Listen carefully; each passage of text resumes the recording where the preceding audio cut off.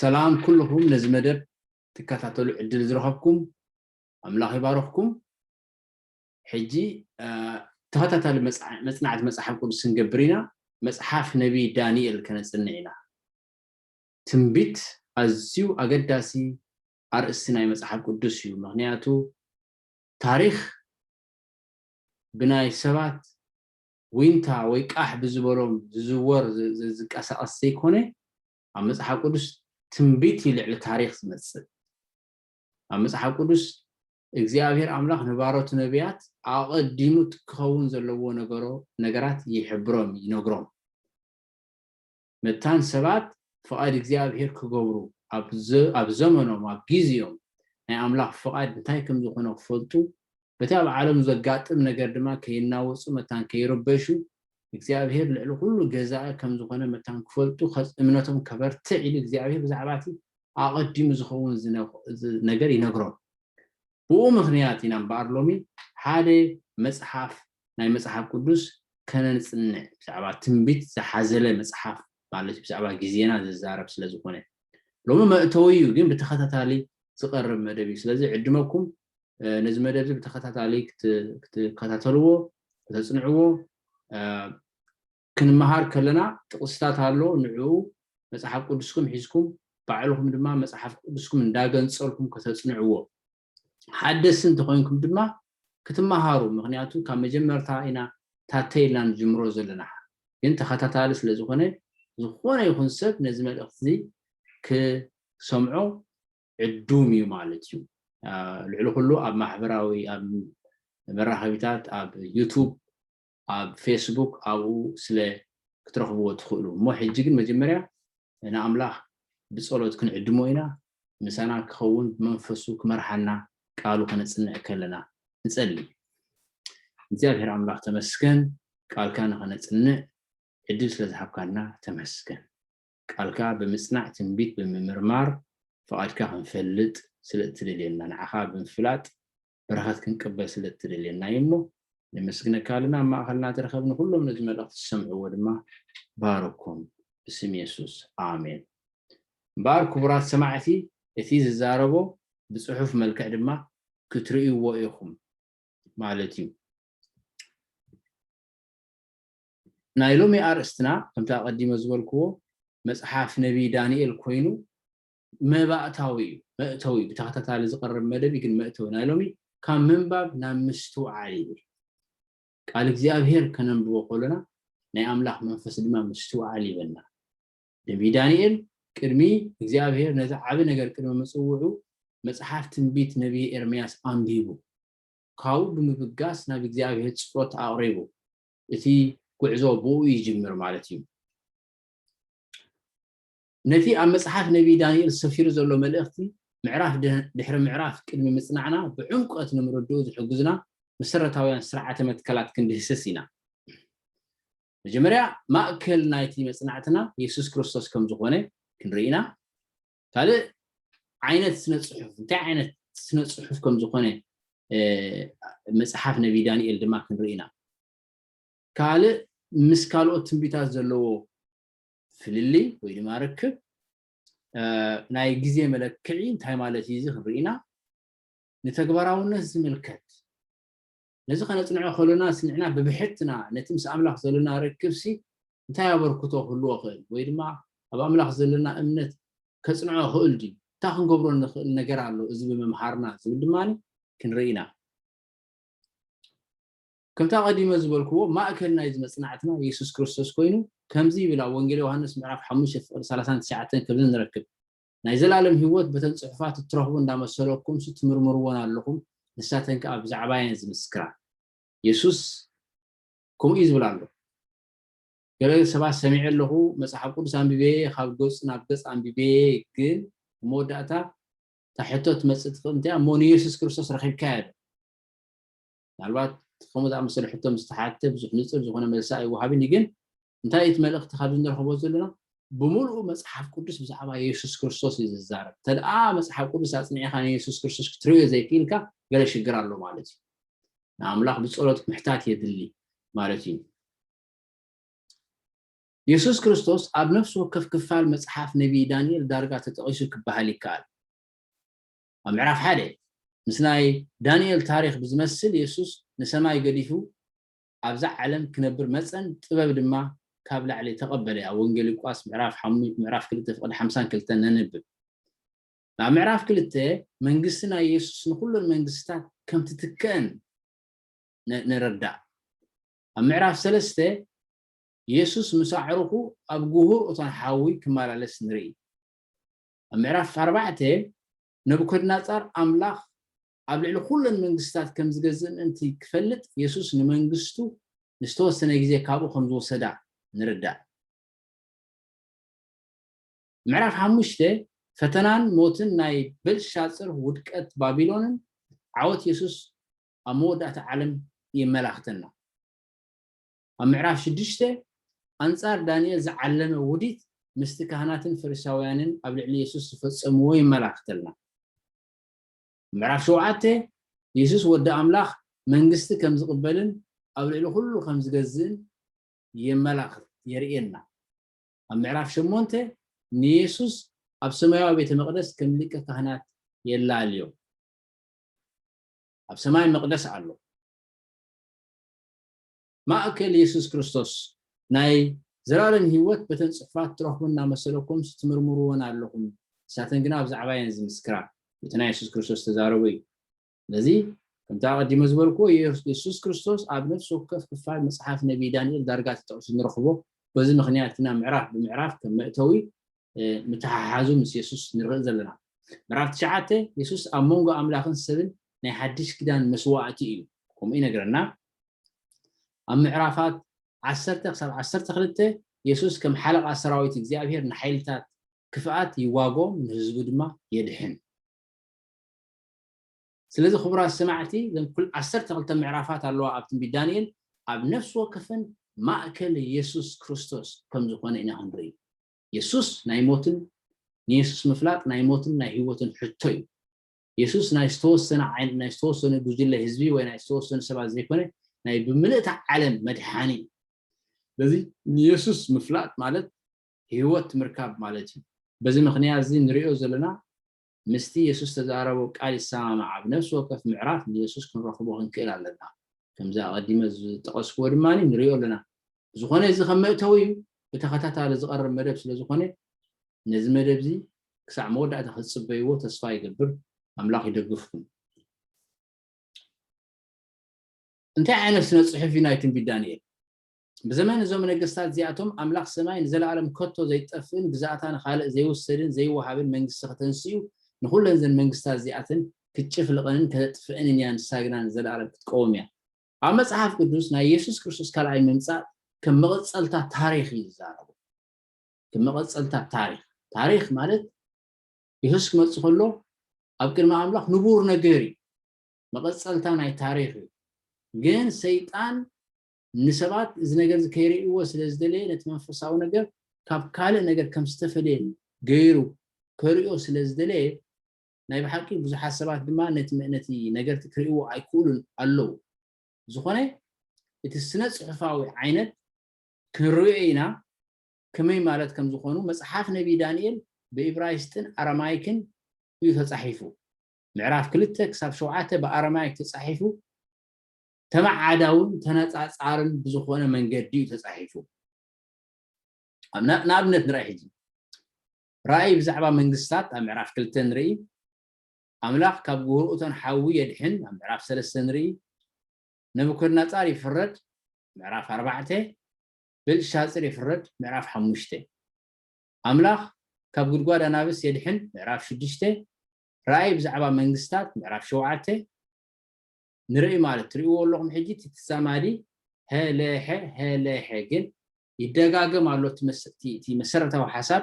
ማለት ከምቲ አቀዲመ ዝወልኮ ተማዓዳውን ተነጻጻርን ብዙኾነ መልክዕ ተጻሒፉ ናይ አምላኽ ልዑላውነት ኣብ ልዕሊ መንግስታት ኣብዚ ሕጂ እዋንን ኣብ ትንቢታዊ ክፍለታትን ይረአ ፍርዲ ኣብ ልዕሊ ዛ ዓለም ዚኣን ኣብ ዘላለማዊ መንግስቱን ንኸርኢ ኣገባብ مدغغام يتقم مالتي جاء معرف كل تنتلاريهم إذا سئل زندري إجابة بحلم بين نبكر ناس أزحابه رأس ورقي برور نحاس ور حاسين عمود أتابتي أصابعتنا إجرد ماني حمدن حاتين تحاوي سندري تناي مود أتا ما تاتري وازن لهم تحت زلا منجسنا يسوس مسافت مود أتا زيري إنا بابلون فارس غريك روم أوروبا زلا ما منجسنا كروسوس إذا كله أم عرف كل تنريو أم عرف شو عتن تنري تمسا سالي بجن بخالي ملكعنا نري أبتر سور كنيرو أبتجن عم بساقين جن تدقاقا من تمعداون بزبل مالك دحار تقلنا أنت الأخيرنا بخالق ملكي أنت قلت أنزل واقل تنمنجستات حدا إن مالك بقى تفراليان أما عرف شو منطقة تريونا لكم فارس غريك نرى لنا فردي تريون لكم كله تي جيزي كلتشعين سلستميتين كله مسلمان ناي تنبيت جيزي يكون رأينا جن بزعبات متأتاونا تزلقلوا ما منجستي زريئنا يجين كله تمع عدادي وزخير جن بزعب حدا نقدر الزارب في اللي زي بقولي أم عرف عسرتين تريول لهم كا فارس غريك أرماويتن باباساويتن روم ميكائيل دو يبل زبل إذا غمتوي حجي أين تنتنون لنا كنت هاي مالتي يتمعرفات تمساسالي نقدر يزارب كمزلو بستفر عليه ملكعته إذا كله كنريئنا مالتي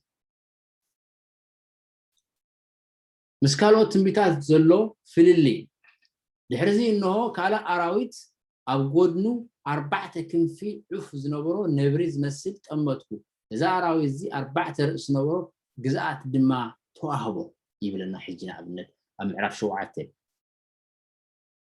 انتاي 4 أخنافن 4 أرأسن زلو نبري كم زي أمثله ببحريهم كمو زي أمثلو زيلو تتقيمو زوهاب رأيات بزعبا مودات عالم مثل الزارب كب كلاسيكاوي تنبيتي فيلم مالتهم تنبيتات إساياسن إرمياسن كما أبنن توصلنا رأياتن تمثالاتن كب أبناي حقي هو زلو نقرات زحازو كون يقولوا انتخوني قنا يتكاند علامو على أملاق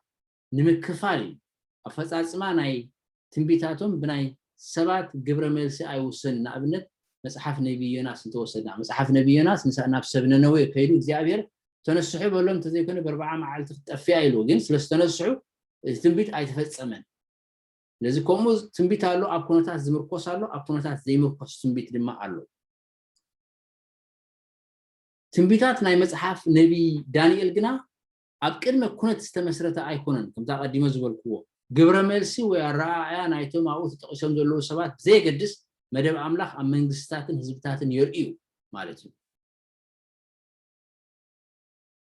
ናይ ግዜ መለክዕ ኢልና ለና ሕጅና ኣብነት እንታይ ማለትና እዩ ናይ ግዜ መለክዕ ክንብል ከለና እዚ ምሳእከልካ ከዓ ከም በሐድሽ ብየማናይ ጎድንኻ ክድቅስ ኢኻ ን40 መዓልቲ እውን ኣበሳ ቤት ይሁዳ ክስከም ኢኻ ሓንቲ መዓልቲ ክንዲ ሓንቲ ዓመት ገይረልካ ኣለኹ ኣብ ትንቢት ሕዝቅኤል ምዕራፍ 4:6 ኣብ ትንቢት መጽሓፍ ቅዱስ ክንትርጉም ኮለና ብዛዕባ ግዜ ሓንቲ መዓልቲ ከም ሓንቲ ዓመት እያ ትትርጉም ማለት እዩ እዚ ሕጂ ካብ ባዕሉ ካብ መጽሓፍ ቅዱስ ረኸብናዮ ትንቢታት መጽሐፍ ነቢ ዳንኤል በሰለስተ መንገድታት ክትርጉም ይካል ግናኸ ኣየናይ ትኽክል ሰለስተ መንገድታት ኣብ ሕሉፍ ዝተመስረተ እዩ ገለ ሰባት ታይሉ እዚ ኩሉ ናይ ትንቢት ዳንኤል ኩሉ ኣብ ሕሉፍ ተፈጺሙ እዩ ዳንኤል ነዚ መጽሐፍ እዚ ኣብ ካልኣይ ዘመን ቅድሚ ልደት ክርስቶስ ከም ጻሓፎ ይድምድሙ ማለት እዩ ካልኣይ ኣገባብ ኣቀራርባ ተረጋጉማ ድማ ኣመጽኣ ተሰረተ እዩ ኩሉ ዝተባህለ ኣብ መወዳእታ ዓለም ክፍጸም እዩ ዝብል ተሓሳስባ እዩ እቲ ሓደ ኣብ ታሪኽ ዝተመስረተ ዝብል እዩ እቲ ዝተባህለ ኣብ መንጎ ዳንኤልን መወዳእታ ዓለምን ዘሎ ፍጻሜታት ይሽፍን ማለት እዩ መጽሓፍ ነቢ ዳንኤል ኣብ ሻድሻይ ዘመን ቅድሚ ልደት ክርስቶስ እዩ ተጻሒፉ ስለዚ ኣብ ሕሉፍ ዝተመስረተ እዩ ዝብል ሓሳብ ክግለፍ ይካኣል ኣብ መጽኣይ ዝተመስረተ እዩ ዝብል ተረጋጉማ ኣብ ኣእምሮ ናይቶም ነዛ ኣገባብ ዝጥቀሙ ብዝተሳእለ እዩ ዝውሰን ምክንያቱ መጽኣይ ተላልካ ምዝናይ ሕጂ ዝተሓሓዝ ነገር ይብል ስለዚህ ተንክልተን ተንቅታ ኣብ ሕሉፍ ትብልን ኣብ መጽኣት ትብልን ትኽክል ኣይኮነን እንታይ ደኣ ኣብ ታሪክ ተመስረተ እዩ እቲ ዝተባህለ ኣብ መንጎ ዳንኤልን መወዳእታ ዓለምን ዘለዎ ፍጻሜታት ይሽፍን ማለት እዩ እንደገና ብዛዕባ ናይ ግዜ መለክዒ ክንዛረብ ተኮይና ከምታ ቀዲመ ዝበልኩዎ እታ ጥቕስቲያ ስለምንታይ ሓንቲ መዓልቲ ከም ሓንቲ ዓመት ትርጉም ኣብ ትንቢት መጽሓፍ ቅዱስ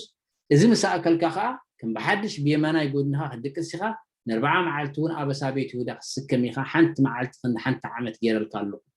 ኣብ መጽሓፍ ቅዱስ ትንቢት ብሓደ ዓመት ሓንቲ መዓልቲ ከም ሓንቲ ዓመት እያ ትርጉም ኣብ ታሪክ ዝተመስረተ እዩ ዝብል ኣገባብ ኣተረጓጉማት ትንቢት ቅንዕ እቶም ኣብ ዳንኤል ምዕራፍ 2:7 ተገሊጾም ዘለው መንግስታት ምስ ታሪኻዊ ቅደም ተኸተል ይሳነዩ ለይት ሳልሳይ ኣገባብ ንጥቅምና እቲ ኩሉ ዳንኤል እግዚአብሔር በዳንኤል አቢሉ ዝሃበው ትንቢት ምስ ታሪክ ከነወዳደረው ከለና ይጋጠም ንውሓት ግዜታት ንኣብነት 1260 ዕለታት ወይ 490 ዓመታት መዓልቲ ምስ ዓመት ብዝብል ኣገባብ ኣተረጓጉማ ምስ ታሪክ ይጋጠም ይኽእል ዝሕጂ ኣብ ዘሁልቅ ምዕራፍ 14:34 ዘፍጥረት ምዕራፍ 5:4 ክትርእይዎ ትኽእሉ ኢኹም ኢየሱስ ንዳንኤል ምዕራፍ 9 ካብ 26 ክሳብ 27 ምስ ምዕናው ኢየሩሳሌም ኣተሓሒዝዎ ኣሎ ኣብ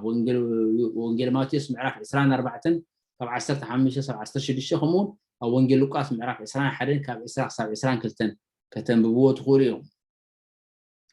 ናይ ቤተክርስትያን ኣባዋትን ኣብ ተሐድሶ እጃም ዝነበሮም ሰባትን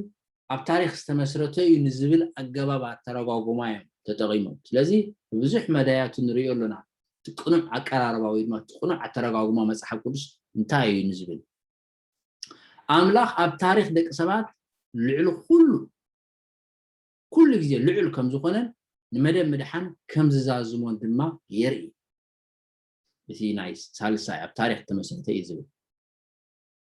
ተግባራውነት ዝምልከት ከምታ ቀዲመ ተቆስክዎ እዩ እዚ ከነጽንዕ ከለናስ ብብሕትና ብኸመይ መንፈሳዊ መንገዲ ብኩሉ ምስቲ ኣብ ኣምላኽ ዘለና እምነት ዝጠቕመና በለነ ድማ ዳንኤል ካብታ ልብኻ ናብ ምስትውዓል ዘቕናዕኸላ ርእስኻ እውን ኣብ ቅድሚ ኣምላኽካ ዘትሓትካላ ቀዳመይቲ መዓልቲ ጀሚረን ቃላትካ ተሰሚዐን እየን እሞ ኣይትሸበር ምእንቲ ዘን ቃላትካ መጽኤ እኒአኹ ይብል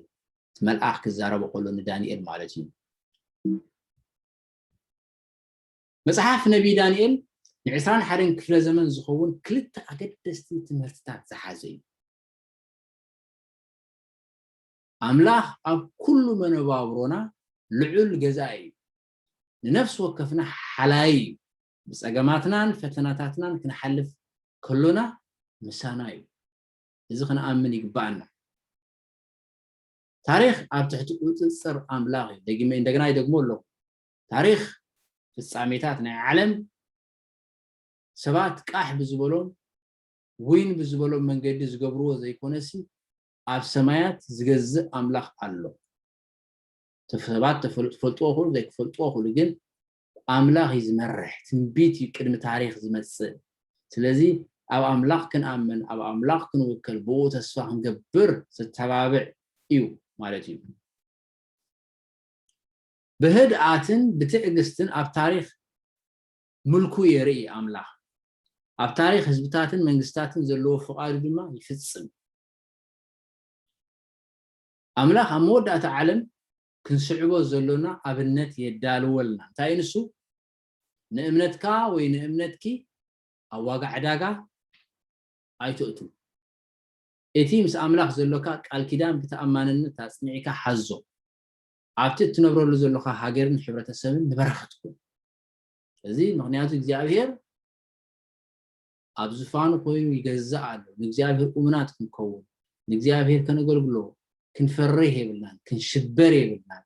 ኣብ ኣምላኽ ክንኣምን ኣለና ቃሉ ከነጽንዕ ኣለና ንእግዚአብሔር ክንፈልጦ ኣለና ክንስዕቦ ኣለና ምክንያቱ ንሱ ዘይፈለጦ ነገር ወላ ሓንቲ ዝኸውን ነገር የለን ልዕሊ ዝኾነ ይኹን ነገር ንሱ እዩ እግዚአብሔር ስለዚ بون حدا امينكا وي بون حدا امينكي ايتحافرني اخي እግዚአብሔር እንደሌሉ ጊዜ እዚ ካብ ናይ ኤለን ዋይት ክርስቶስ ይዕወት ካብ ዝብል ዝተጻሓፈቶ እዩ ከም ብበልኩም እየ ከምዚ ይብል ነቢይ ዳንኤል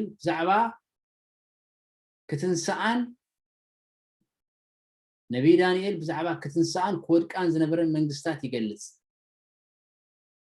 ነብኮድነፃር ንጉስ ባቢሎን ብዛዕባ እቲ ሕልሚ ናይቲ ዓብይ ምስሊ ክትርጉመሉ ከሎ መንግስቱ ብኻልእ ከም ትካ ኣወጀሉ ኣብዛ ኣምላኽ ዝወናኒ ዓለም ዘለዎ ዕብየትን ሓይልን ንስተወሰነ ግዜ ጥራይ ከም ዝኾነ ናይ ገዛእ ርእሳ ንመፈተኒያን መምዘኒያን ዝተወሰነ ግዜ ዘለዋ ካልኣይት መንግስቲ ድማ ከም ትትንስእ እቲ ፈተና ነቲ ሓቀኛ ገዛእ ዝኾነ ኣምላኽ እቲ ዝግበኦ ክብሪ መሃብን ዘይመሃብን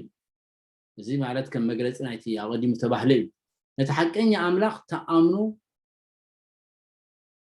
ብዘይ መሃባ ቀስ በቀስ እቲ ዝነበረን ክብሪ እንዳጠፍአ ከም ዝውሰድን ሳልሰይት መንግስቲ ንቦታኣ እቲ ትክእ ከም ትመጽእን ብምእዛዝን ብዘይ ምእዛዝን ተፈቲና ድማ ክትሓልፍ ነበራ ብድሕርዚ ከም ሓጺን ብርትዕቲ ዝኾነ ተራብዓይት መንግስቲ ድማ ንኹሉ መንግስታት ዓለም ክትስዕረን ነበራ እዚ ካብቲ ዘለዓለማዊ ኣምላኽ ንሓለፍቲ ደቂ ሰባት ዝተዋህበ ቃል ኣብ ገጻት ትንቢት ተመዝጊቡን ኣብ ገጻት ናይ ታሪክ መጽሓፍቲ ተረጋጊጹን እንረኽቦ እቲ ንኹሉ ዝገዝእ በዓል ስልጣን ኣምላኽ ኮይኑ ከም ዝኾነ ይእውጅ ይብለና ስለዚ ክቡራት ሰማዕቲ ብሕፅር ብዝበለ እዚ ከም መእተዊ ብዳንኤል ከነጽንዑ ኢና ምዕራፍ 1 ኢልና ክሳብ ምዕራፍ 12 ግን ነዚ መጽሓፍቲ ከነጽንዑ ከለና ኩልኩም ክትዳለው ኣቀዲምኩም ነቲ መጽሓፍ ከተንብብዎ ክትሰምዕዎ ከለኹም ነዚ መልእኽቲ እዚ ድማኒ ተጻሒፉ ዘሎ ጥቅስታት ምስ መጽሓፍ ቅዱስ እንዳነጻጸርኩም ክትርእይዎ ትዕደሙ ኣለኹም እሞ ኣምላኽ ይባርኽኩም ኣብቲ ዝቕጽል ክፋል ናይዚ ተኸታታሊ መጽናዕቲ ክሳዕ እንራኸብ እግዚአብሔር ምስ ኩልና ይኹን ብጸሎት ግን ክሰናበተኩም እምበር እግዚአብሔር ኣምላኽ ተመስገን ስለ ዝነበረና ጊዜ ንኩሎም ነዚ መልእኽቲ ዝሰምዑ ባርኮም ምስትውዓል ሃቦም ምሳናኹን ምርሓና ምሳናኹን ኩሉ ዘፍርህን ዝጎድእን ሓልወና ብስም ኢየሱስ ንጽሊ ኣሜን ንኩልኩም እግዚአብሔር ይባርኽኩም እምበር